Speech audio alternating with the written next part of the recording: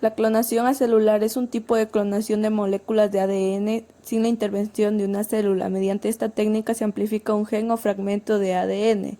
Se puede producir un gran número de copias y para este se necesita la acción de la enzima transcriptasa inversa.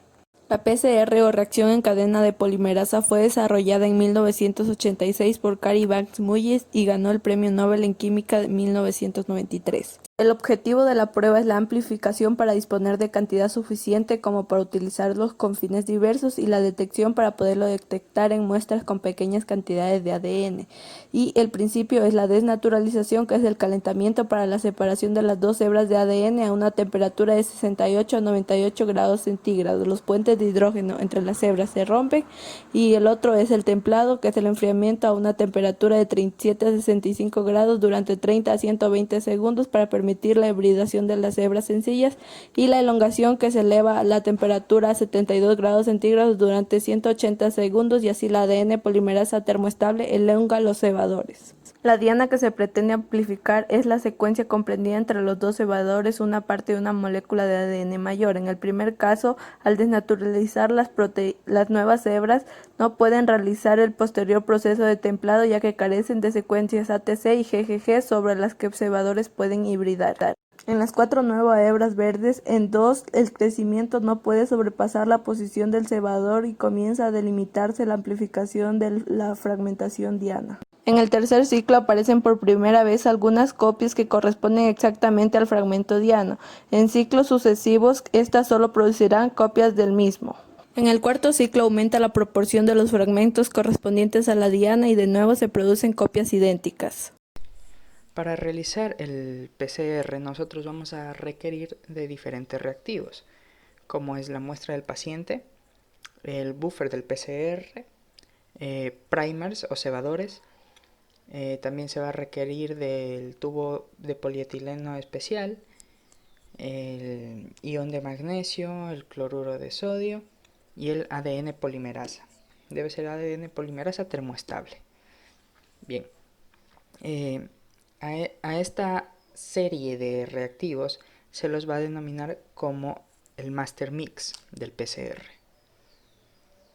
Además de esos reactivos, vamos a necesitar de una herramienta que es el termociclador, que nos va a ayudar a cambiar rápidamente de temperaturas, que nos va a ayudar en el proceso de la PCR, que va a constar de 3 fases. La primera fase o paso es la desnaturalización, donde se va a aumentar la temperatura hasta los 90 grados centígrados durante 60 segundos. Después de eso, en la desnaturalización lo que se busca es separar las dos hebras de ADN. Después viene el templado, donde se baja la temperatura hasta los 50-60 grados centígrados por 50 segundos. Y después se produce la elongación, donde actúa el ADN polimerasa, que va a ser a una temperatura de unos 72 grados por 180 segundos. Continuando con las variantes del PCR, tenemos ahora el PCR con adaptadores y el PCR inverso. El PCR con adaptadores, que también puede amplificarse a una región de ADN de secuencia desconocida, ligando a su fragmento de restricción unos adaptadores, que son oligonucleótidos sintéticos con extremos cohesivos compatibles con los generados en la muestra. A continuación, en esta imagen se puede apreciar muy bien que una vez desnaturalizados se añaden cebadores específicos para la secuencia 3' de los adaptadores, lo cual se amplifica hacia el conjunto de adaptadores y la secuencia diana. Pero sin embargo, esto debe señalarse lo que se amplifica por igual de todos los fragmentos de restricción presentes, no solo de uno. Ahora la siguiente corresponde el PCR inverso.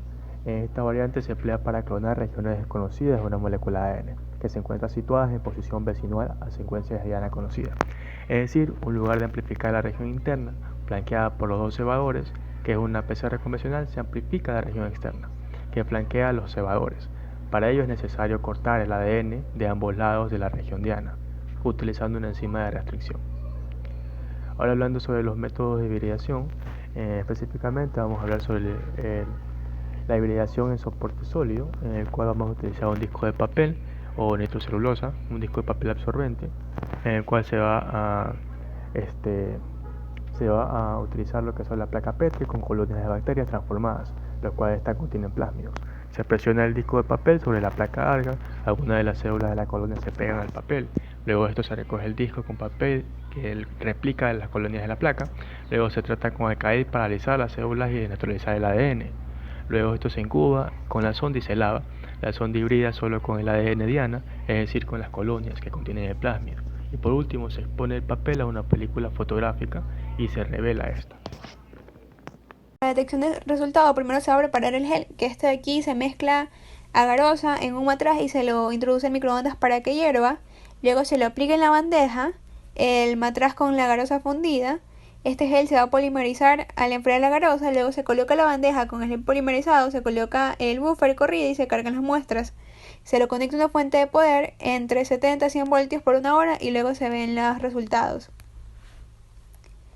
Aquí podemos observar una detección por tinción con un agente fluorescente y observación bajo la luz ultravioleta. Y en la imagen de acá podemos ver la electroforesis de ARN en gel de agarosa. Tenemos dos bandas intensas que estaban a corresponder a las subunidades mayor y menor del ARN ribosomal y su presencia es un signo de ARN óptimo. La banda indefinida, que es la que observamos en la muestra 9, va a denotar una degradación parcial.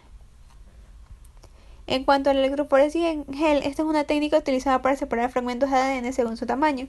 Aquí se van a tomar las muestras de ADN y se van a crear en pozos, se lo conecta a una fuente de poder, se enciende y los fragmentos de ADN van a migrar a través del gel. En cuanto a las variaciones de PCR, vamos a tener la PCR anidada o NEST PCR, que está diseñada para aumentar la especificidad. Esta modificación consta de dos grupos de cebadores dirigidos contra la misma diana. El primer grupo de cebadores se desarrolla de la manera usual, mientras que el segundo grupo son cebadores situados internamente o anidados con respecto al primer grupo. La especificidad de la PCR anidada depende de fundamentalmente la temperatura empleada en la fase de hibridación y de la cantidad de iones divalentes que se incorporan en la reacción, además de depender de la secuencia de los cebadores. Las técnicas de hibridación más comunes se encuentran Southern blot, Northern blot, slot blot, dot blot e hibridación in situ. La técnica de Southern blot fue desarrollada por Edwin Southern para la detección de genes específicos en el ADN celular. Es una técnica de mucha sensibilidad mediante la cual se llegan a detectar cantidades de ADN inferiores a un picogramo. Se hibridan fragmentos específicos de ADN separados por electroforesis. Es una técnica que se utiliza por excelencia para caracterizar molecularmente a los virus. En este procedimiento, primero se aísla el ADN de cualquier célula del organismo excepto de glóbulos rojos, ya que carecen de núcleo. Para el análisis molecular de un paciente, el ADN puede obtenerse de linfocitos. A continuación, este ADN se hidroliza mediante enzimas de restricción. Después, se separan los fragmentos por medio de electroforesis en gel de agarosa. Se desnaturalizan los segmentos de ADN en cadenas sencillas. Se transfieren los segmentos de ADN del gel de agarosa a una membrana de nitrocelulosa. Se utiliza una sonda radiactiva que al entrar en contacto con la membrana de nitrocelulosa encuentra una secuencia de ADN complementaria y se pega a esta, dando como resultado la hibridación. La sonda emite. La técnica de Northern blot es la contraparte del Southern blot y como ácido nucleico se utiliza ARN en lugar de ADN.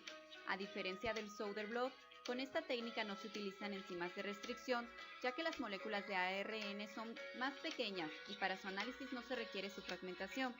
Sin embargo, prácticamente comparten todos los demás pasos, como son la electroforesis, la desnaturalización, la transferencia y la hibridación con una sonda. La acción de los ácidos nucleicos, estos se aplican directamente a la membrana sin separarlos según su peso molecular, es decir, no se realiza electroforesis. La fijación se hace generalmente con vacío y en un molde cuyo pocillo puede tener forma de punto, dot blot o ser lineal, slot blot. Es posible realizar detecciones no solo cualitativas, sino también cuantitativas utilizando como patrón diluciones seriadas de concentraciones conocidas del genoma que se está determinando.